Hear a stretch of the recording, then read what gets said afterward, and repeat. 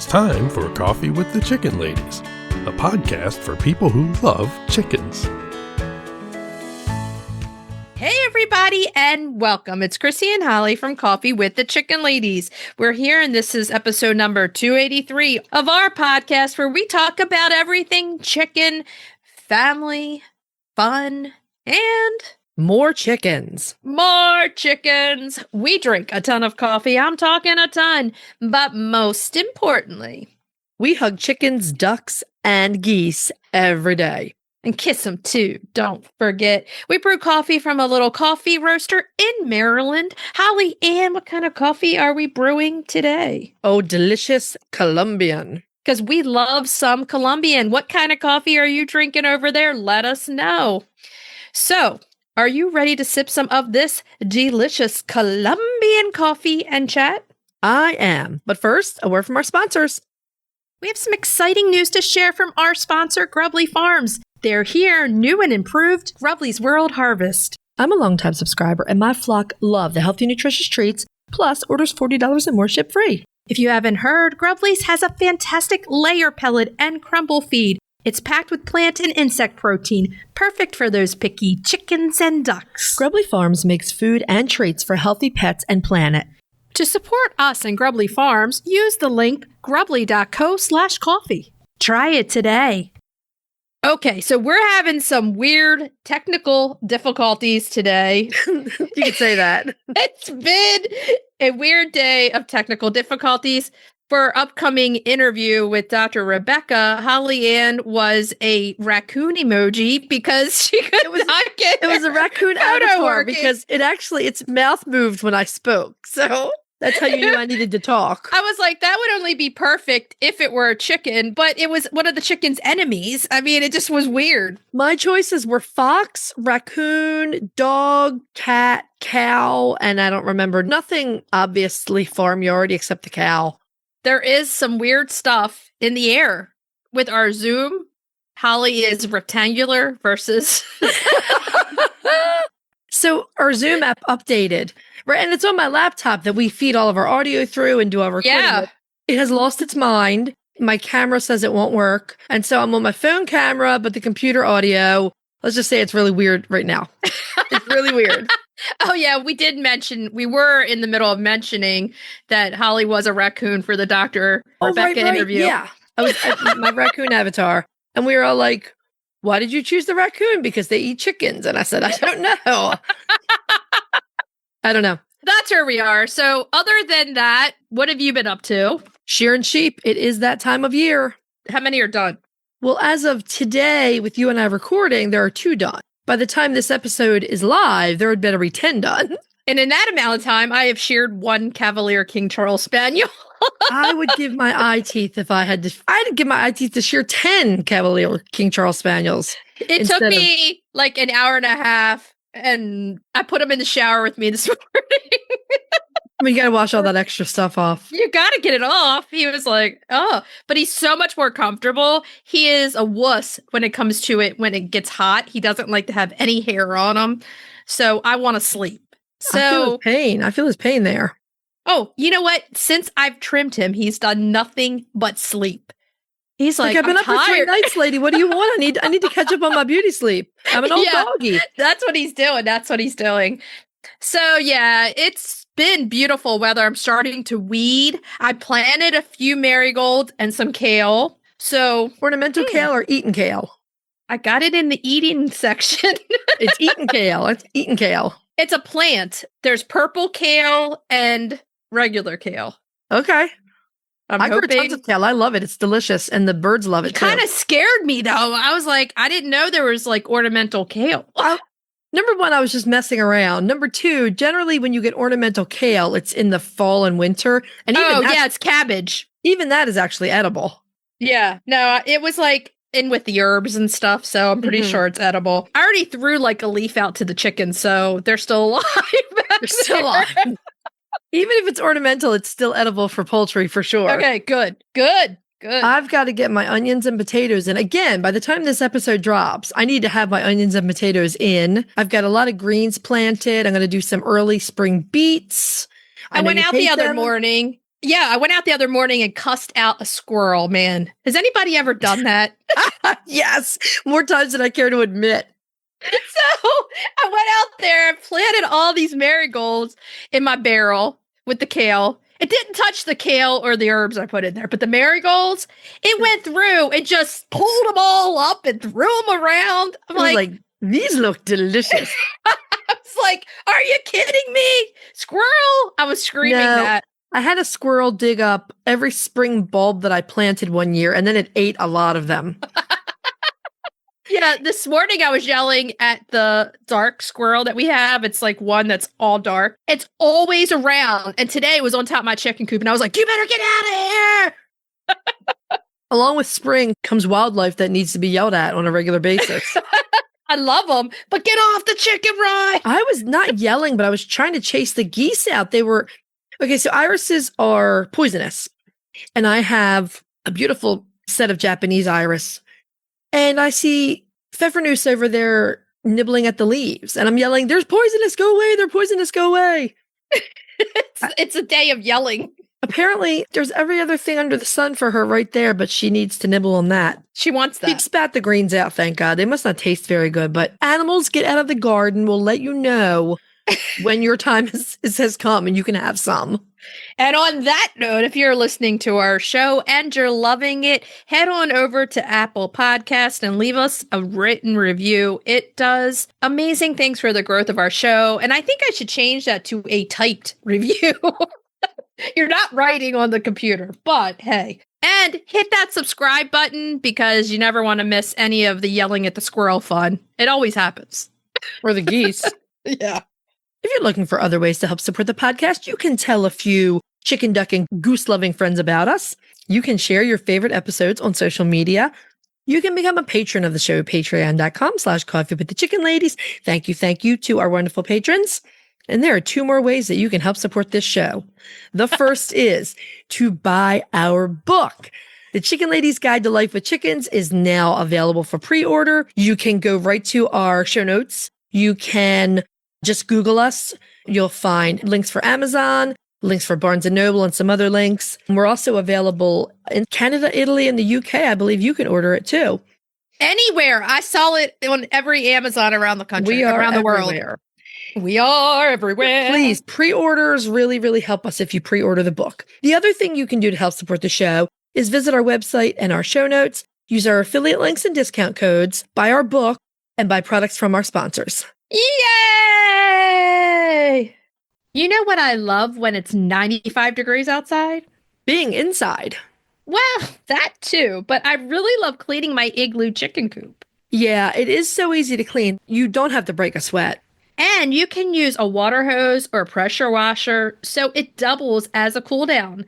I also love those run covers. Oh man, the shade is superb. I go into the run to cool off. Yep, my flock's covered during the heat of the day, just chilling. Meanwhile, we're melting on the patio. Seriously, can we get in on this amazing coop design for ourselves? They're out there living the dream. So when it's pushing 100 degrees, the right setup matters. That's why we choose an igloo. Get your girls their own just in time for summer. Search Omelette. That's OMLET. The Breed Spotlight is brought to you by Murray McMurray Hatchery, defining quality for generations. For over a century, Murray McMurray Hatchery has remained a trusted family-owned business working tirelessly to ensure our poultry meet the highest standards.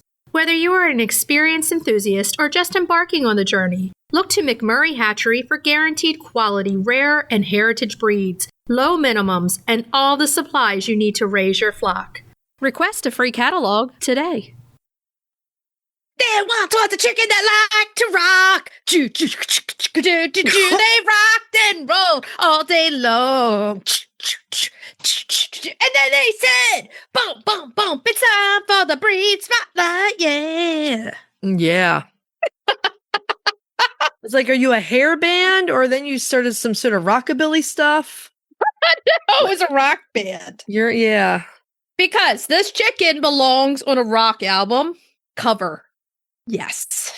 They are super duper cool looking birds. They really are. They need to wear like little leather jackets and stuff, and they would be amazing. That like a punk rock band. Oh yeah. You have left me speechless. This week's breed spotlight is the Appenzeller Spitzhauben. Oh, yeah. We could both see this chicken in our flock.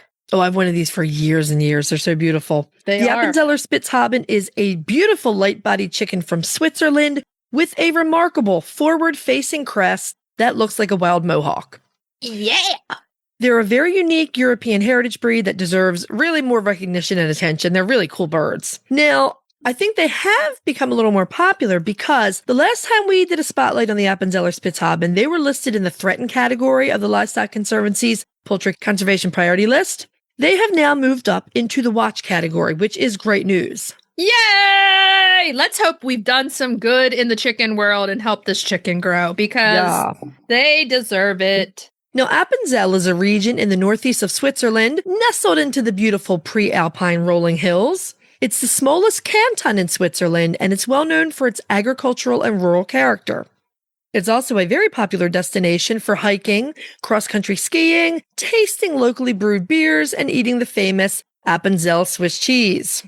I think we've said this before, but let's go. Absolutely.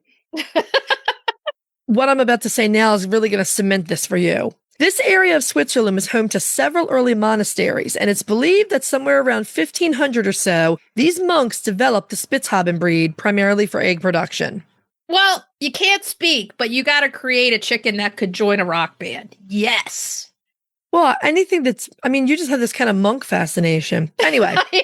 Yeah, I do. The monks were a bit secretive, though, because the foundation breeds for the Appenzeller Spitzhauben are unknown. Not surprising. Many sources speculate that Brabanters and Crèvecoeurs or La Flèche may be likely parentage.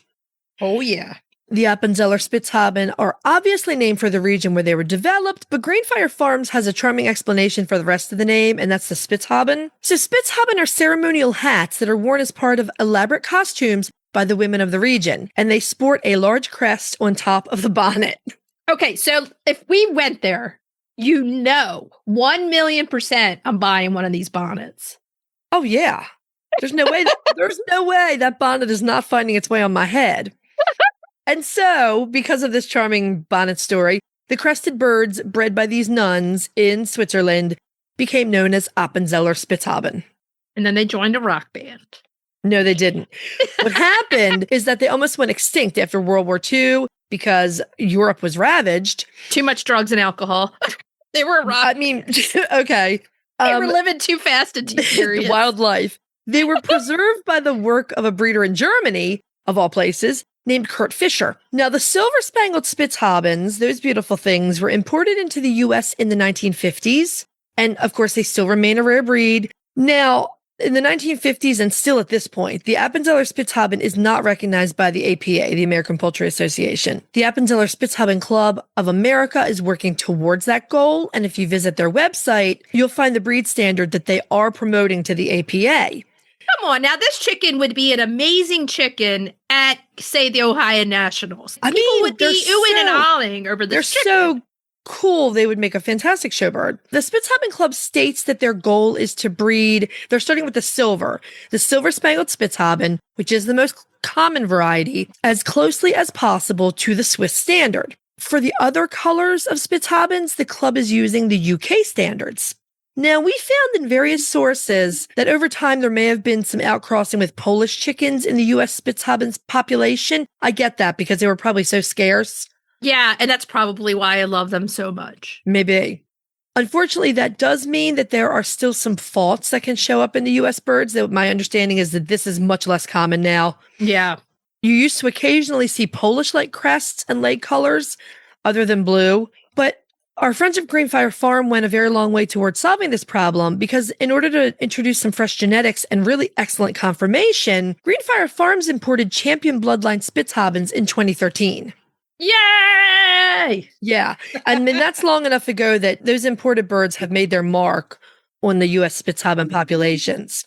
Yeah, and now the Spitzhaubens are considered standard-sized birds. There is a bantam version in Europe. So if you're in Europe listening, you can get a bantam, which will be, oh my gosh, so adorable. So cute. But they are quite small-bodied. Now, the roosters weigh in at around 4.5 pounds, where the hens are coming in at 3.5 pounds. So They're full bodied, but they're pretty little. They're like Hamburg or Fayumi sized. Yeah. Yeah. Now they do have that V-shaped comb. I love it. Love it. Love it. That was a gift from the Polish or the Polish Krevkor kind of family. Now the stand-up forward-facing crest, blue whitish earlobes, slate blue legs and feet, and those beautiful spangled feathers on the silver, gold, and the chamois color varieties. Does it get any better? Those chamois varieties? They're beautiful. They are the best. I would really have a hard time turning down that particular colorway. I think they're just stunning. Now, they also come in a solid color black and blue Spitzhaubens. Can you give me all of them? Please? I know. Even usually I want all the patterns and stuff, but I would happily take them in solid colors. I think they're so cool. It would be bad for me because if I just had like a flock of Spitzhaubens every day, I'd be like, da da da da da da, boom, boom, boom. I would be singing to them in rock music. Would you name them like the Ramones? Yes. Joey Ramone could be your Billy Idol. Billy Idol. Billy. There would be a Billy. I think I would just be. I like to say the word Spitzhauben. That would be. I would be talking about my Spitzhaubens all the time. I'd have Duran Duran. No, they weren't punk though. No, they were more pop, but still. I would. Simon Le Bon? There'd be Motley. Oh, God. Twisted Sister. Hey, Twisted Sister. Oh, my God. You let Joe have his way and you're going to have rat and poison in there. Poison. Poison Girl. There you go, Poison Girl. Poison. All the names. Okay, but before all of this, let's look at egg-laying ability. The hens do come in as very good layers of large white eggs. Now, you know, we all love these white eggs because they make those other colors pop in the basket. Without the white eggs, all kind of looks the same. I love them all. Like, I don't care what color an egg is. I'm excited when I see it. Oh, yeah. Heck yeah. So they're going to give you about 180 per year, and they very, very occasionally go broody. So they're not a big-time broody. Now, no. And you don't want to rely on them. I mean, if you want to hatch, you need an incubator. Or a broody hen of a different breed, like Buff Orpington. You need the old reliable, that Orpington. Right. So now they're active birds. Birds of this size, I feel like, the small ones, they don't have a lot to carry around. So they're jumping everything. They don't stop much. They're always out doing things. Yeah. They like to forage, and they don't do well in a closed confinement. They need some supervised free range time. Yeah. So if you have an abnormally small run and a big flock, this would not be a good bird to introduce into it. They would be like, bang my head, let me out, with the little I think guitars. That would be the best you could expect. It's probably going to be a lot worse than that. Let me out of here. Yeah. Because they're so active, they are great garden helpers, and they provide a nice amount of eggs to a family kitchen. So even though they're not like a dual-purpose homestead breed, they're really a breed that contributes a lot. Yeah, and like I said, they're described as flighty, but we did find several breeders who said that they had an excellent temperament, that they like people.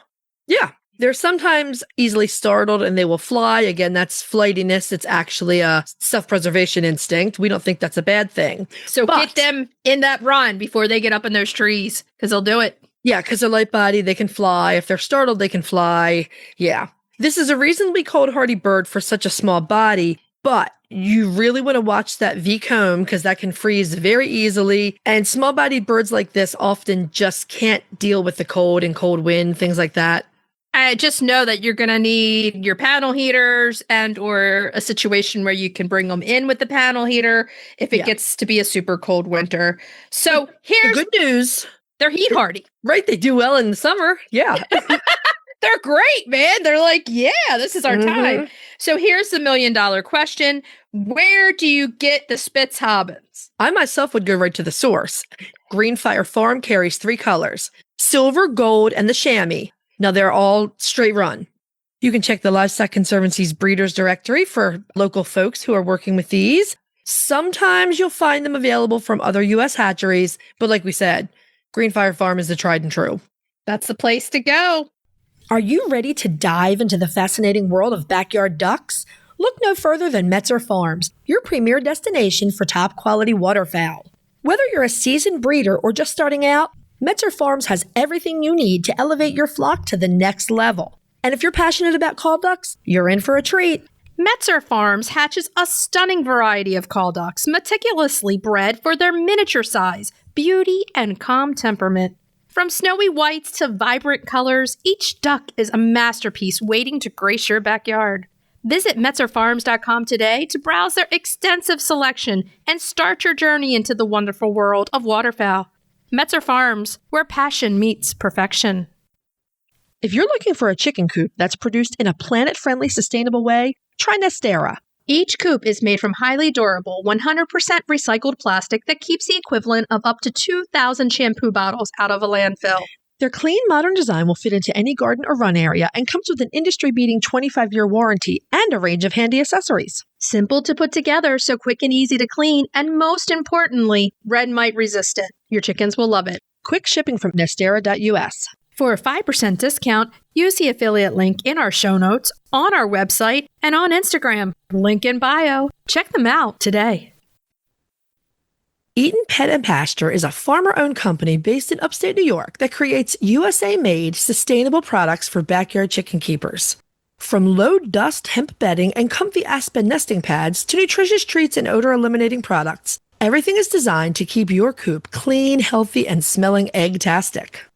All their products are made right here in the USA with ingredients that are safe for your flock and the planet. So whether you're doing a deep clean or just a quick refresh, Eaton makes it simple to care for your coop the natural way. They're your one-stop shop for coop freshness and flock happiness, made easy. Visit EatonPetAndPasture.com to explore the full line of flock favorites and use the code COFFEE at checkout for a first-time purchase discount. Okay, so we ready to move on to main topic? Yeah. Yeah. This week we have our favorite veterinarian, Dr. Rebecca, back at the table with us, and little Oliver is joining us as well. So if you hear him... Dr. Rebecca, if you don't already know, is our veterinarian. She is an avian specialist, even though you do small animals as well. Yes. And you take care of a gigantic chunk of poultry here in the northern part of Maryland. And I'm happy to do it. I'm flattered.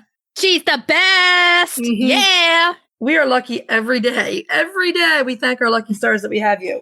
We're like, thank you for Dr. Rebecca. I'm honored, really. So today we're bringing Dr. Rebecca in because Holly and I kind of mentioned in an other episode or so that both of our chickens have had major exploratory surgeries, and both for the same type of thing. And basically before Dr. Rebecca started doing these, people kind of thought their pets, that was it. If they got something reproductive, that you couldn't do anything to help them to prolong their life. But there are options. So we want to talk about what kind of we went through with the surgery and let Dr. Rebecca talk about what it is that she does, because it's so amazing.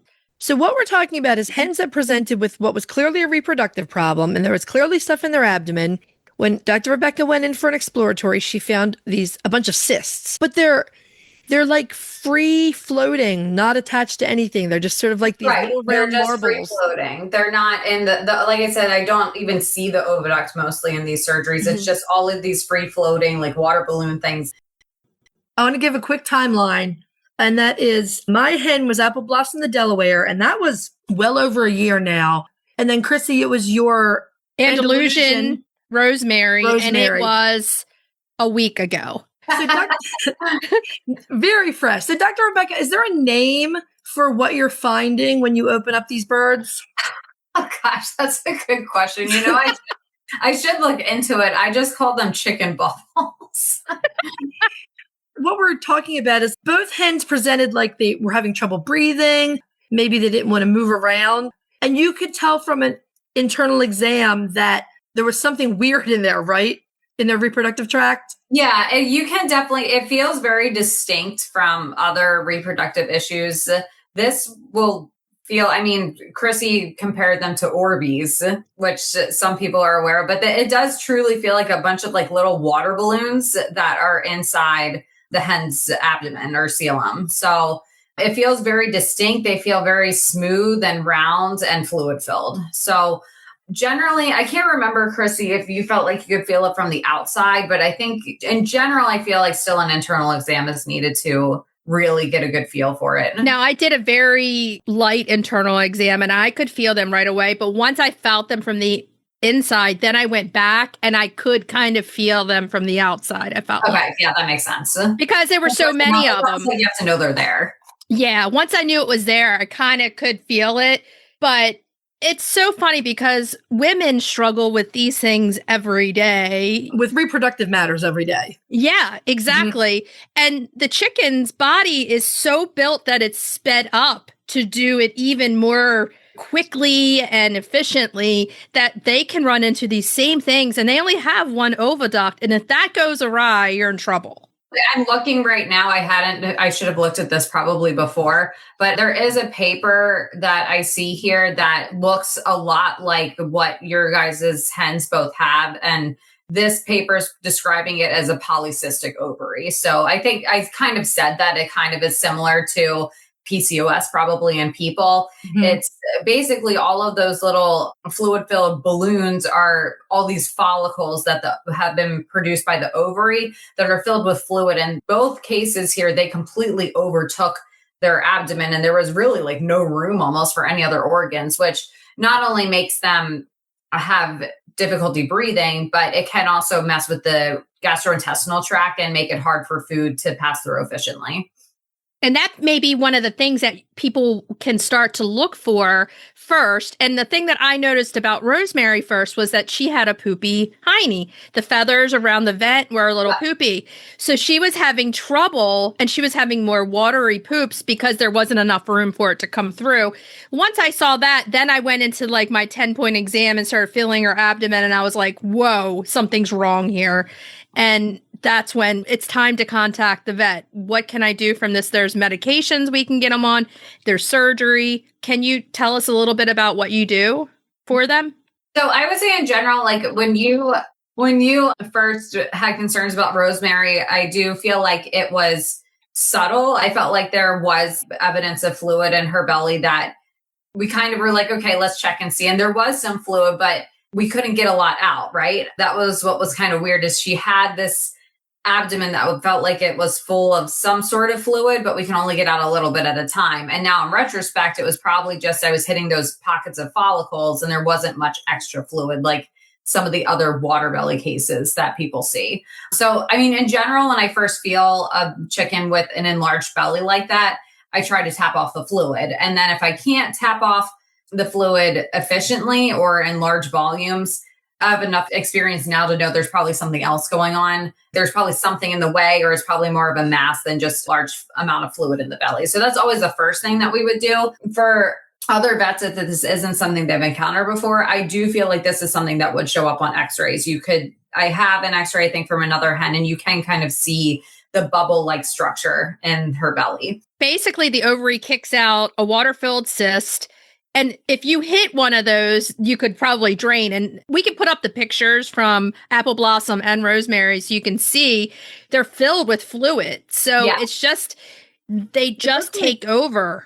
They look like a really creepy cluster of grapes. I mean, they do. And most of them, for the most part, they're not even filled with yolk material. They're mostly it's clear fluid. So I'm pretty sure there was another hen. The first time I ever saw this, we did send out one of the cysts for biopsy and it didn't give us anything because it was just sterile fluid. There was nothing really exciting about it.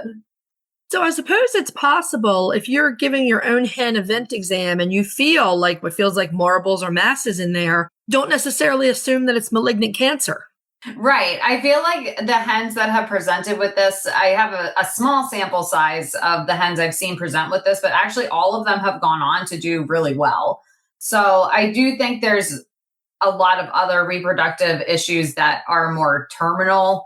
This, I still think, is probably some sort of ovarian tumor that causes this. Like, I don't know that for sure it's just like PCOS in people. That's more of a, I guess, benign condition. But even if it is a tumor, it seems to be very slow to metastasize and really cause serious illness.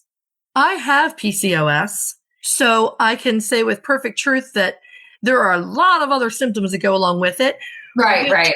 I've not at all seen in the hens. Like, obviously, they were running out of room in their abdomen, the difficulty breathing, and the lameness. But honestly, I can't think of any other symptom that I noticed in Apple Blossom. So I think it's like a term to kind of like descriptively describe it, but I don't know that it's really similar at all in terms of how it is related to people, other than there's a lot of cysts. Right. And then knowing the anatomy of the chicken is so important because they only have one oviduct. So if something goes wrong with that, then you're going to have to say, okay, is this a pet?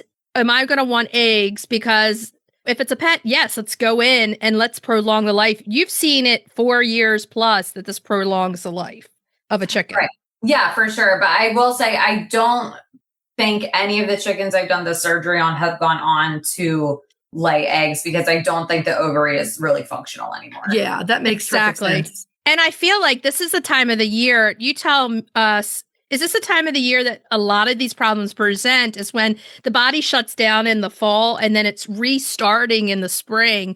I feel like I always tell Holly, I'm like, I hate this time of year because I always have egg problems this time of the year. Always. Yeah. I mean, I think that is, I haven't ever looked at these cases and looked at the timeline and said, hey, when exactly are these happening? But I would say that that would make sense in terms of what we know about their hormone fluctuations during different seasons. I mean, yeah, now most of them are going back into lay after a season of dormancy. So it would make sense that we might see these kind of problems more during this time of year.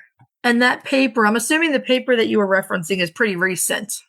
This looks like it was 2018. So, I mean, even though that sounds like it was not long ago. Not long ago. No, that's not long ago. Not when you're looking at research. For sure. Yeah. So another interesting thing that some graduate students somewhere could pick up and take on. That would be wonderful because. Yeah, for sure.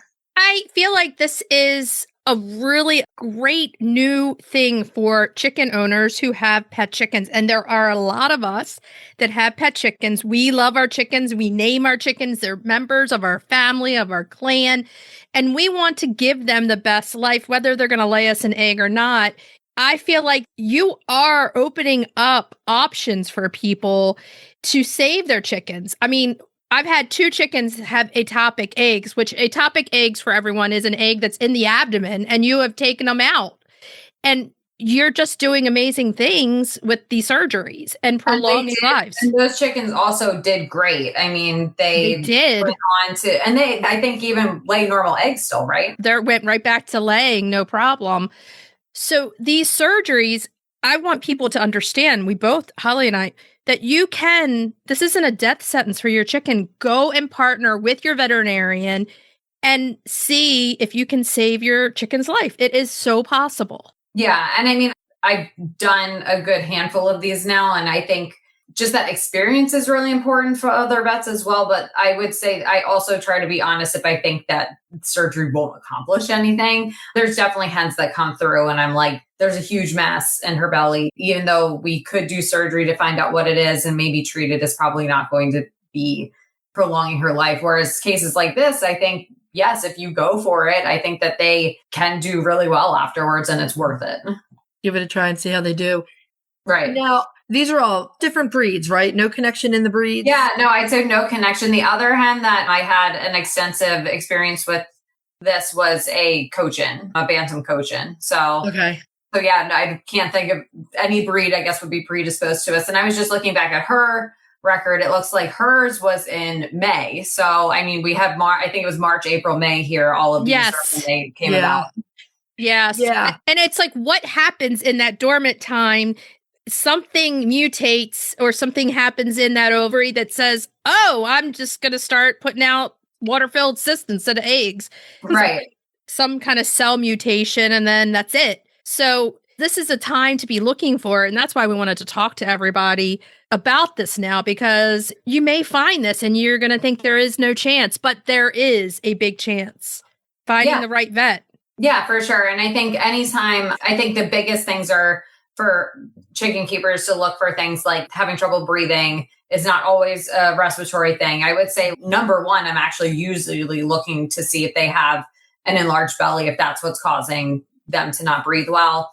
Usually upper respiratory stuff will have more like upper respiratory noise and eye discharge, nasal discharge, whereas reproductive stuff, they usually just seem like they're open mouth breathing, having trouble breathing, especially when they're stressed. Yeah, I noticed that with Rosemary. Holly, you noticed the same thing with Apple Blossom. When they lay down, it pushes on their chest and makes it so that they can't breathe. You end up seeing this sort of full body respiration where, their whole, like their tail is going up and down. If they're lying down, this whole body respiration, their tail is going up and down. And that respiration, to me, the first thing that said to me was a pain response or discomfort. So I think it probably was some pain and discomfort, but also just the hen making a huge effort to get air into her lungs and her air sacs just because all that pressure is on her body. Yeah, absolutely. If you notice symptoms like this, Dr. Rebecca, and you need to go and talk to your vet, and maybe your vet's not the most experienced chicken person, are there any talking points you could offer someone to try to explain what they think is going on? I was going to say, because of course, when you have something like this, obviously you need to find someone that has some experience with chickens. And I know that a lot of vets, if they're just getting into seeing chickens, they might be very scared about the notion of performing surgery. I will say for any vets that are out there, I do think if you have basic surgical skills that you used for cats and dogs, I think you would be more than capable of doing something like this. Of course, there's like little nuances with anesthesia with chickens, but in general, the surgery itself, I don't think is extraordinarily difficult. I mean, I told both of you most likely that the ovary itself is tucked very high up in the left-hand corner. So usually I'm not going for the ovary itself. I'm just trying to get out as many follicles as possible because they're just causing the pressure and the discomfort, and they're what's causing the problem. The ovary itself is very dangerous to take out because it has so many blood vessels and it's really hard to access. So it's not like it's this really difficult surgery that a vet could not attempt doing. Oh, that's interesting. So hysterectomy is probably what, like a last ditch effort? I mean, hysterectomy in hens is probably to be avoided. And I'll be honest with this condition that I've seen so far. I mean, a lot of times when we are seeing hens come in for reproductive issues, it is truly like that oviduct, that tube that the egg travels through is affected. Mm-hmm. But in these cases, it's just the ovary. I really haven't even identified the oviduct in these surgeries. It's pretty small. It's different than the ones that get like all this impacted material in the oviduct. And from what I have kind of looked into and also talking to specialists, theoretically, yes, you could spay a chicken, and that just involves taking that tube structure out, the oviduct itself. Most people aren't actually taking the ovary because it's very dangerous to do so. It's very hard to do that. So they think there's some kind of feedback loop that if you take out the tubular structure that is the oviduct, the body should recognize it's not there anymore, and it should theoretically cause the reproductive tract to shut down.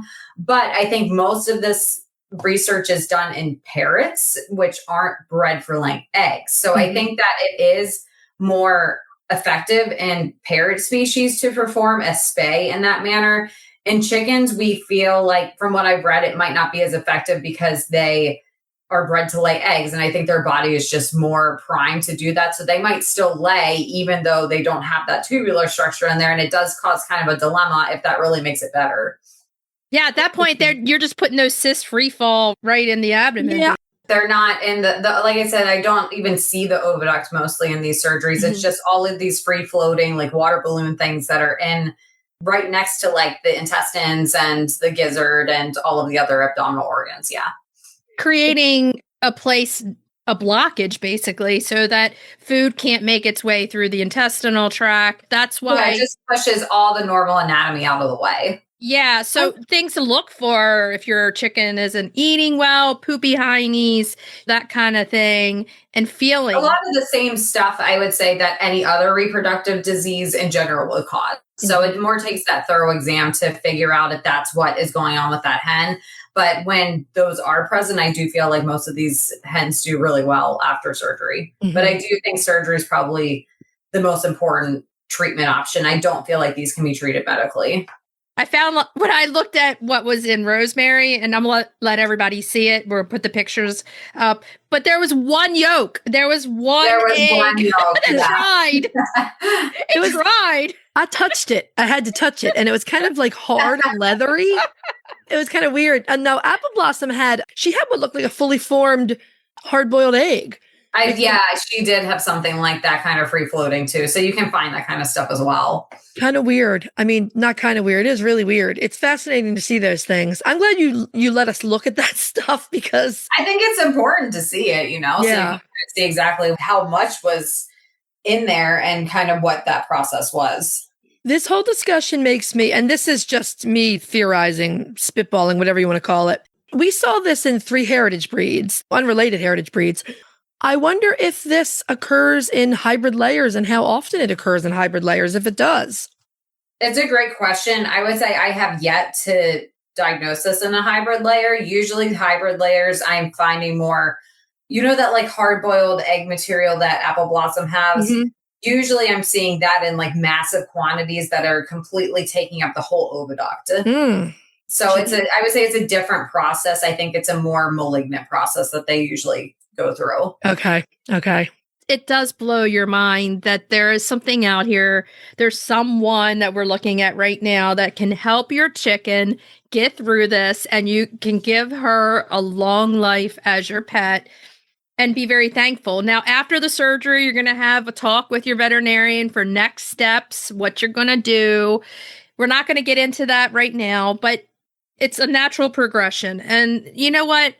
If I can give Rosemary 4 or 5 more years, she's only 4 years old now, that's giving her a full life. I don't care about the egg laying at this point at all. Well, honestly, I still think that this is probably some sort of like malignant cancerous process that causes this. In terms of veterinary medicine in general, if we diagnose cancer in an animal, we usually don't get that long, even in cats and dogs. So I'd say that trade-off is worth it for sure to do the surgery and get that much more time with that hen. I never dreamed we would have this long with Apple Blossom. So I just feel like every day is a lucky plus. It's another day we get to enjoy her. And she's having the time of her life. She's spoiled rotten and she sleeps in the house at night and gets to eat extra food. Gets to graze whenever she wants. So the other thing I kind of want to bring up is the recovery, because some people may be afraid of the recovery, but chickens are resilient with the recovery. They're resilient. They can go home same day. Do you mean they'd be afraid of that they would be unable to nurse their hen? Yeah, or that it would be a horrible recovery, but it's not. It's great. And because I think in most cases we're making them significantly better. They're feeling better. You saw how big Rosemary's belly was before surgery, and then afterwards there was like nothing left in there. Yeah. I told Chrissy you had put all of the little cysts in essentially a 2-quart bag. So I was like, imagine that bag, that clear bag that you have to put in your carry-on when you take liquids through the airport. That was filled with cysts. That's about the same area. So we weighed her. It was 1.7 pounds. I was going to look at the weight. Yeah. So she lost 1.7 pounds in cyst. So it was significant. She's 5 pounds. I mean, that's crazy. But it was actually better than I thought. I thought it was going to be heavier looking at it, but 1.7 pounds in a Mediterranean chicken is a big deal because their bodies are not big built bodies. And she's doing really well. I mean, it does take a day or two. There are pain medications that they can have. You have to do a little, make sure that they eat well. You want to give some extra vitamins a few days after. But the recovery, they do really well. So don't be afraid of that recovery. Give them that option because it's worth it. Like Dr. Rebecca says, it's very slow growing, whatever it is. You can give them a really good life after. Right. I hear people sometimes say, like, I don't know if I want to put them through that, but certainly for most of these chickens, they can't continue as they are because they can't breathe well. They have this belly full of stuff that no medicine is going to fix. So it's almost like if you don't do surgery, there really aren't any other options, I feel like. And I don't feel like the surgery itself is this massive. It's not this huge trauma that they can't come back from. Yeah, exactly. They can come back from it. And I think most of them probably feel better initially after surgery. Yeah. I think they do. 2 days after surgery, Apple Blossom was out there trying to scratch in the ground. Yeah. I mean, she felt so much better. I just wish that the research would catch up so we could figure out what's causing this and maybe manage it medically if possible. For sure. And I feel like in general, even with pets in general, I know we think of surgery as this big, scary thing. And of course, it is it's something I still have a lot of respect for. And it's not something I would ever suggest without like taking into serious consideration the risks and things like that.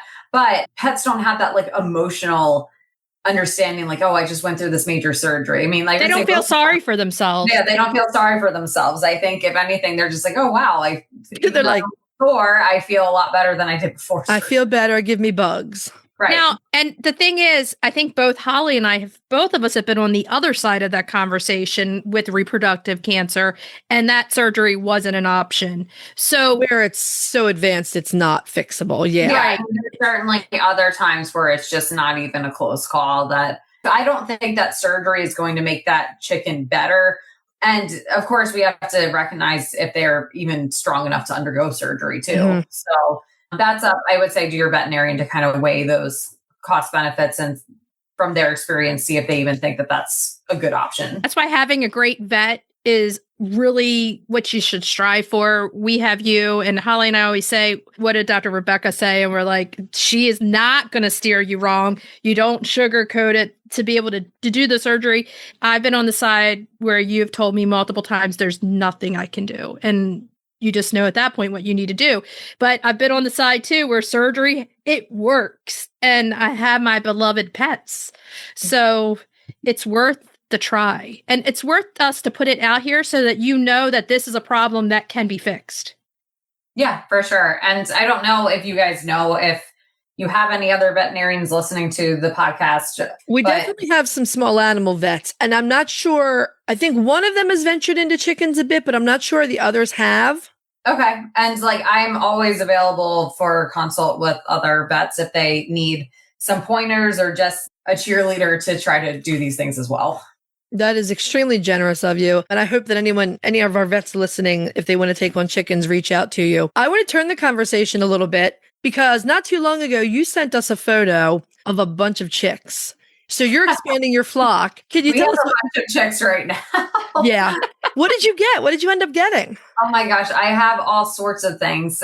I mean, first we have the mill around here that gets a lot of like different breeds in. So we dabbled a little in those. And this is all because I think the only reason I think I got chicks is I told you guys I was incubating those eggs that neither one of them even made it to hatch. Oh, geez. So now I just have all these chicks that I had gotten for them to make sure that they had other buddies, but that failed. That's okay. Incubating eggs is hard sometimes. But yeah.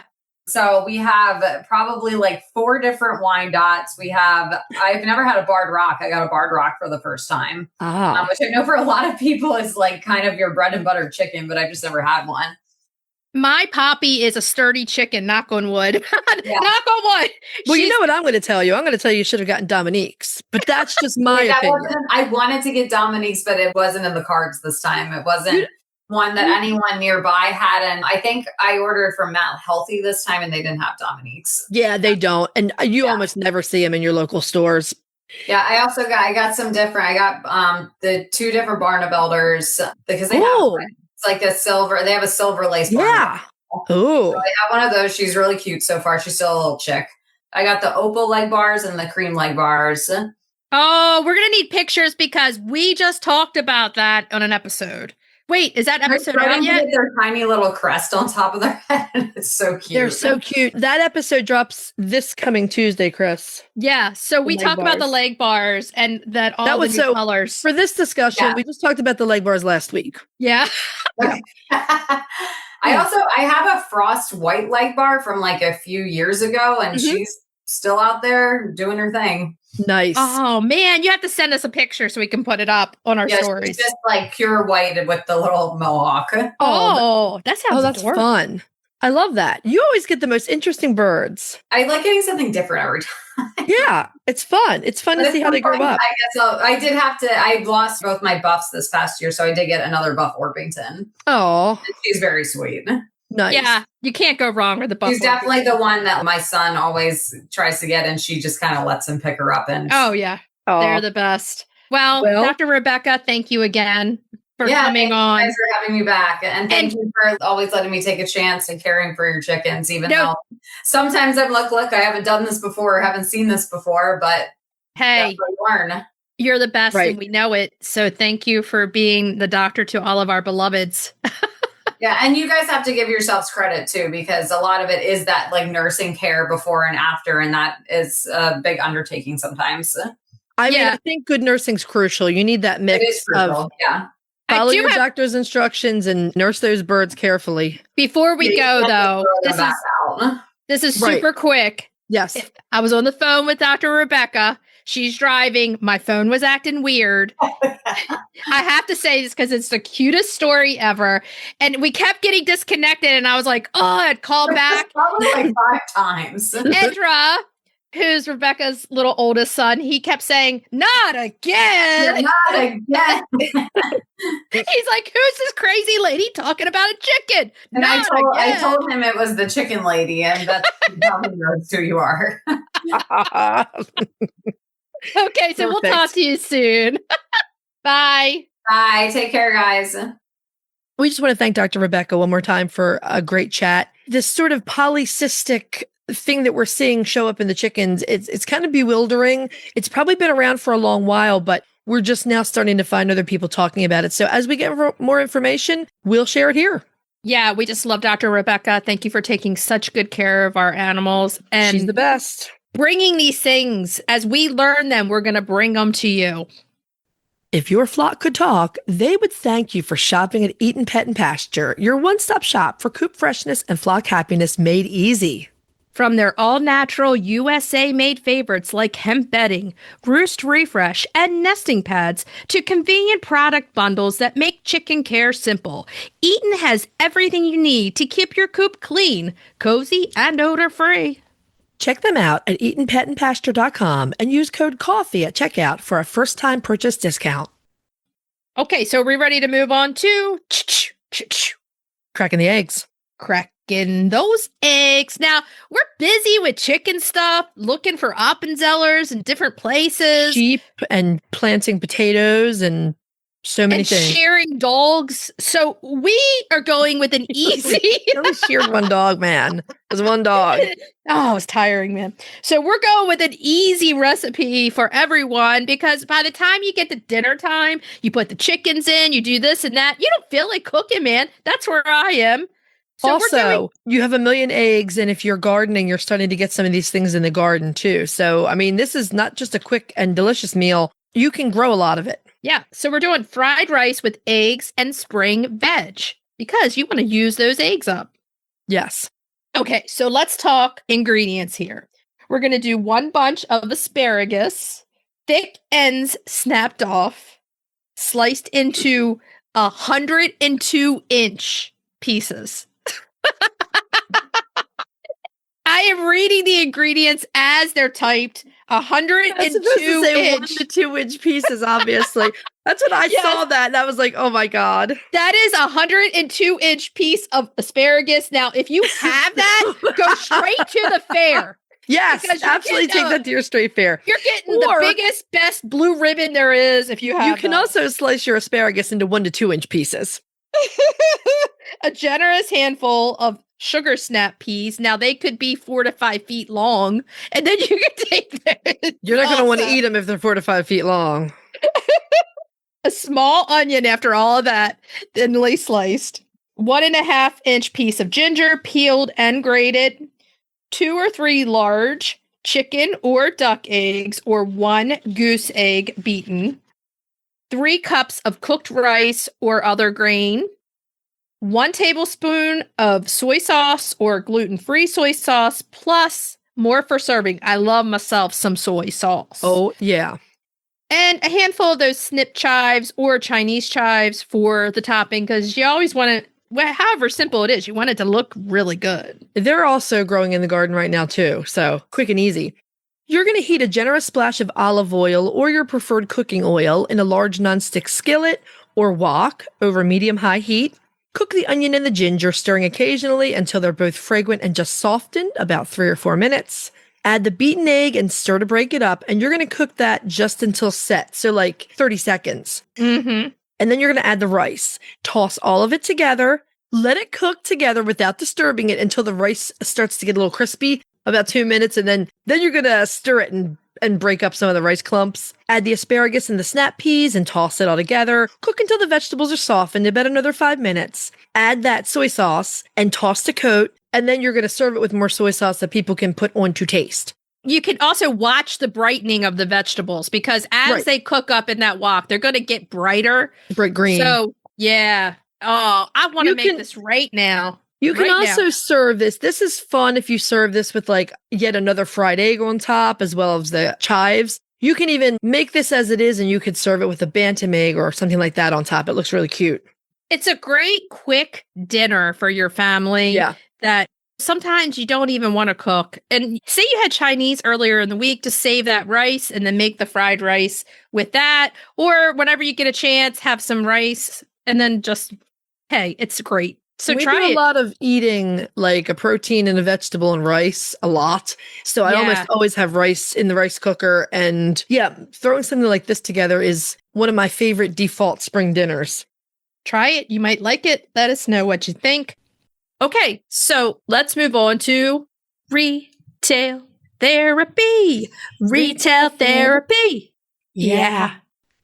This week's retail therapy is a seed spotlight, and we're talking the sugar snap peas because this is what you're going to be eating in your fried rice. It's one of my absolute favorite vegetables. I love growing these. Now, compared to the rest of the veggies that we've been doing the seed spotlight on, sugar snap peas are quite young in age. They were developed in Ohio in 1969 by Dr. Calvin Lambert. At the time, Dr. Lambert was working for Rogers Brothers Seed Company, and he was crossing regular garden or like regular green shelling peas with snow peas. Now, both of them have been around for a few thousand years, but not our sugar snap. His overall aim was to improve the snow pea, but he ended up developing the sugar snap instead. Essentially, if you're not familiar with them, the entire pod is edible and delicious. It has like little sweet peas inside, and the pod itself is delicious and crunchy. And the flowers, the leaves, and the tender shoots are all edible for you and your poultry as well. Yeah. The sugar snap was introduced to the public in 1979 and won the All-American Selection Award that same year. Now, early sugar snaps were kind of stringy, and they required de-stringing just like, string beans do. Mm-hmm. But much of that has been bred out of them, and the more modern cultivars are virtually stringless. Now, these sugar snap peas are an excellent source of fiber as well as being low calorie and nutrient dense. They're on every diet you can ever be on. Sugar snap peas, eat 1,000 of them. Nothing's going to affect you. You can eat a lot. 1,000 of them might give you some indigestion, but you might have a bellyache. I don't know, but they're really good. Entire 1 cup. Okay, now is only 30 to 40 calories and has about 2 to 3 grams of protein.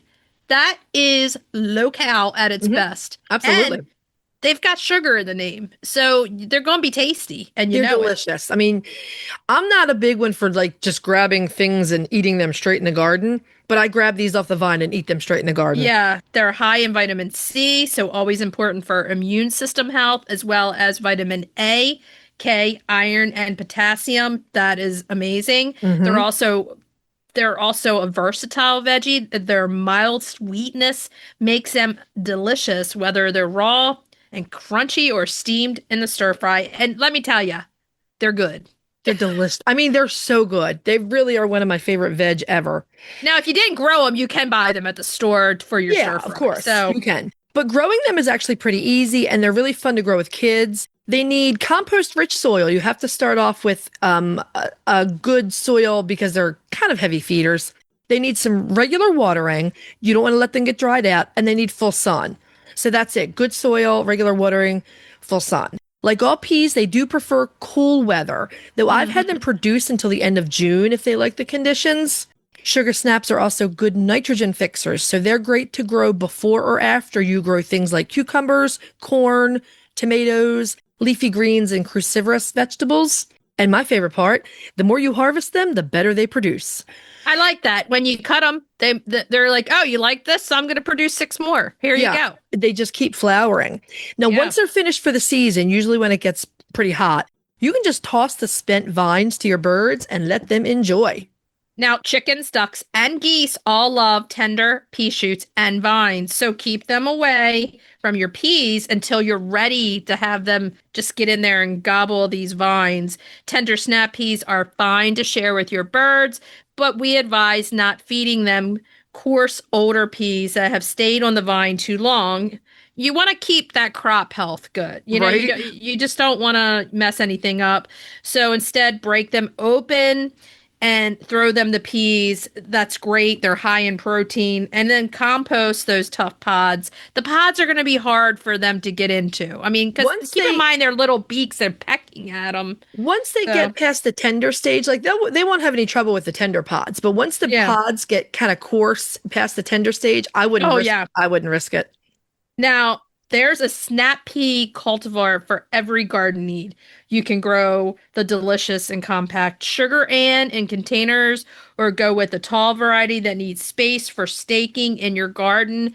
Because these peas are so young, there aren't hundreds of cultivars. So, but you can find seeds for Sugar Daddy, Sugar Ann, Super Sugar Snap, or mini varieties like Snack Hero or Snap Patio Pride. I mean, these names are newer. They definitely are. Yeah. So I mean, you got Sugar Daddy. I mean, come on. You got Sugar Daddy. Snack Hero is one of my personal favorites. I've grown Snack Hero before. They're fun.